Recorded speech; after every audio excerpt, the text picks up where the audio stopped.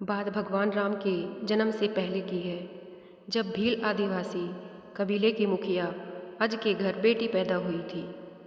उसका एक नाम सरमणा और दूसरा नाम सबरी रखा गया।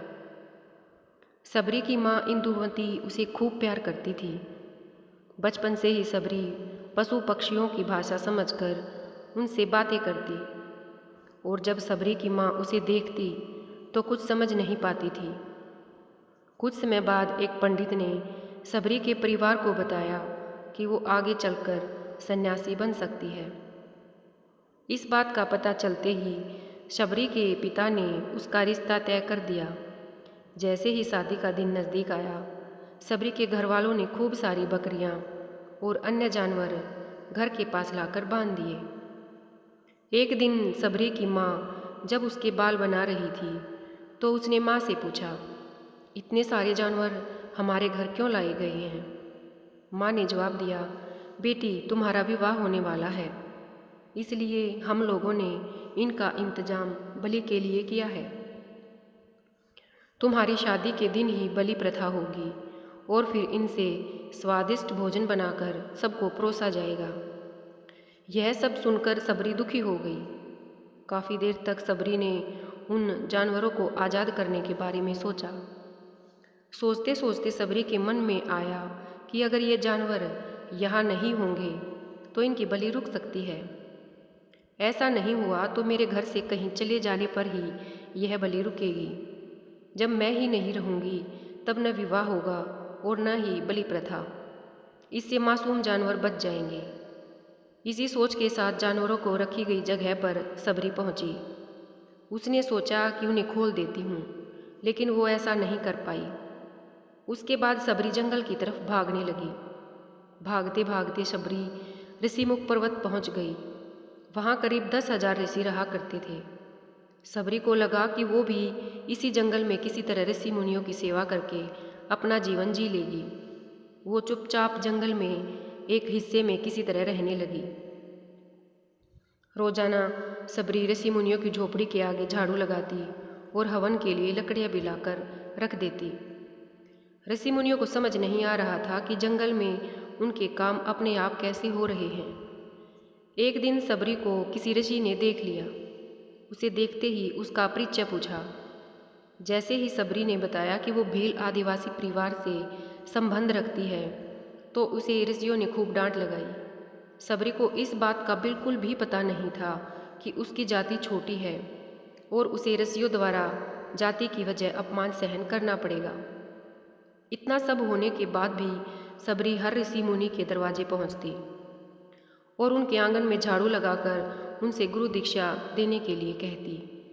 हर कोई सबरी को उसकी जाति की वजह से अपने आश्रम से भगा देता था। ऐसा होते होते काफ़ी समय बीत गया। उसके बाद सबरी मतंग ऋषि की कुटिया में पहुंची।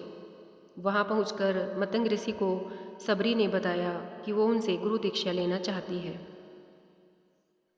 उन्होंने खुशी खुशी उसे अपने गुरुकुल में रहने दिया। भगवान से जुड़ा ज्ञान देते रहे। सबरी ने भी अपने गुरु मतंग ऋषि की सेवा करने में कोई कसर नहीं छोड़ी। वो गुरुकुल के भी सारे काम करती थी। सबरी से खुश होकर मतंग ऋषि ने उसे बेटी मान लिया था। समय के साथ मतंग ऋषि का शरीर बूढ़ा हो गया था। उन्होंने एक दिन सबरी को अपने पास बुलाया और कहा, बेटी मैं अपना देह त्यागना चाह रहा हूँ। बहुत साल हो गए इस शरीर में रहते रहते।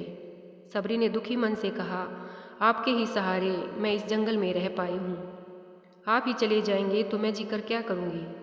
आप अपने संग मुझे भी ले जाइए, मैं भी देह त्याग दूंगी। मतंग ऋषि ने जवाब दिया, बेटी तुम्हें चिंता करने की जरूरत नहीं है। राम तुम्हारी चिंता करेंगे और ध्यान भी रखेंगे। सबरी ने राम का नाम सुनने के बाद पूछा, वो कौन है और उन्हें मैं किस तरह से ढूंढूंगी? मतंग ऋषि ने बताया, राम कोई और नहीं भगवान है। वो तुम्हें सारे अच्छे कर्मों का फल देंगे। तुम्हें उन्हें ढूंढने की कोई ज़रूरत नहीं है। वो एक दिन खुद तुम्हें खोजते हुए इस कुटिया में आएंगे और तुम्हें उनके हाथों ही मोक्ष मिलेगा। तब तक तुम इसी आश्रम में रहो। इतना कहते ही मतंग ऋषि ने अपना शरीर त्याग दिया।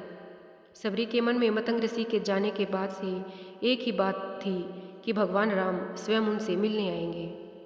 वो रोज़ भगवान राम से मिलने के लिए बाग से अच्छे अच्छे फूल लाकर पूरा आश्रम सजा देती और भगवान के लिए बेर तोड़ कर लाती।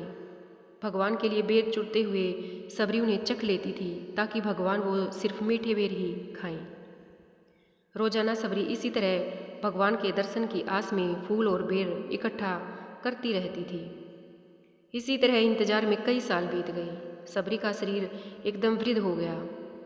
एक दिन आश्रम के पास के ही तालाब में सबरी पानी लेने के लिए गई। तभी पास के ही एक ऋषि ने उसे अछूत कहते हुए वहां से भागने के लिए कहा और एक पत्थर मार दिया।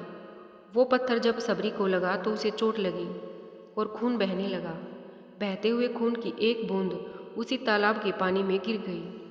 तभी पूरा तालाब का पानी खून में बदल गया। ये सब होता देखकर सबरी ने ऋषियों ने सबरी को डांटा और कहा, पापिन, तुम्हारी वजह से पूरा पानी खराब हो गया है। रोज ऋषि उस पानी को साफ करने के लिए अपनी कई तरह की विद्याओं का इस्तेमाल करते। कई सारे जतन करने के बाद भी कुछ नहीं हुआ। फिर उन्होंने गंगा जैसी कई पवित्र नदियों का जल भी उस तालाब में डाला, फिर भी तालाब का पानी साफ नहीं हो पाया और वो खून जैसा ही रहा। कई सालों तक तालाब के पानी को साफ करने की कोशिश के बाद भी कुछ काम नहीं आया तो ऋषि ने थक कर सब कुछ छोड़ दिया। इस घटना के कई सालों के बाद भगवान राम अपने पिता अपनी पत्नी सीता के हरण के बाद उसे ढूंढते हुए उसी तालाब के पास पहुँचे। ऋषि मुनियों ने उन्हें पहचान लिया।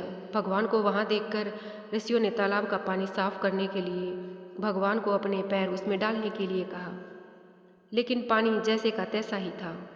ऋषि मुनियों ने भगवान से भी कई अन्य जतन करवाए, लेकिन वो पानी जस का तस खून जैसा ही रहा। तब भगवान ने ऋषियों से पानी के रंग में बदलने की कहानी पूछी। तब ऋषि ने सबरी को पत्थर मारने वाली सारी बात बता दी। उसके बाद कहा कि वो महिला ही अपवित्र है, छोटी जाति की ही है, इसलिए ये सब हुआ है। उसी वक्त भगवान राम ने कहा, ये सब आप लोगों के खराब वचनों से हुआ है। सबरी को इस तरह के शब्द बोलकर आप लोगों ने उसे नहीं बल्कि मेरे दिल को घायल किया है। इसी घायल दिल के रक्त का प्रतीक यह तालाब का लाल पानी है। आगे भगवान राम बोले, कहाँ है वो माई, मैं उनसे मिलना चाहता हूँ। तब तक सबरी उसी तालाब के पास पहुँच जाती है। इस दौरान सबरी के पैर को ठोकर लगती है और कुछ धूल उस तालाब में गिर जाती है। तभी सारा पानी साफ हो जाता है। भगवान सबसे कहते हैं कि देखिए, आप लोगों ने क्या कुछ नहीं किया, लेकिन पानी साफ नहीं हो पाया। अभी सिर्फ इनके पैर की थोड़ी सी धूल ने ही तालाब का पानी साफ कर दिया। भगवान राम को सबरी पहचान चुकी थी।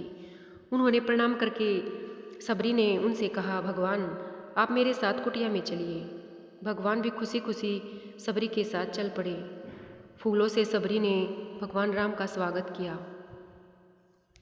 वो सीधे बेर तोड़ने के लिए भाग गई और चक चक कर उनके लिए बेर लेकर आई। उन्होंने बड़े ही प्यार से भगवान राम और उनके भाई लक्ष्मण को बेर दिए। भगवान राम ने भी उतने ही प्यार से उन बेर को खाना शुरू किया।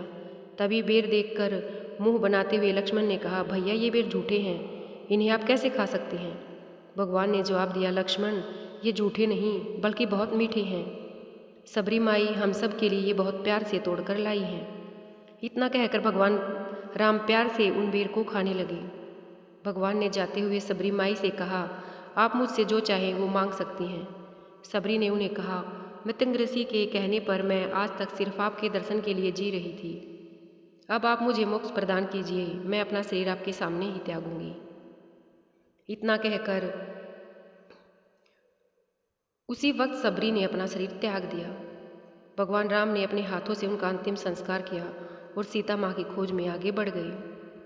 इस तरह से ऋषि मतंग की बात सच साबित हुई और सबरी को भगवान राम के दर्शन भी हुए। तभी से भगवान राम को सबरी के राम भी कहा जाने लगा। सीख, सच्ची श्रद्धा हो तो भगवान के दर्शन जरूर होते हैं। धन्यवाद।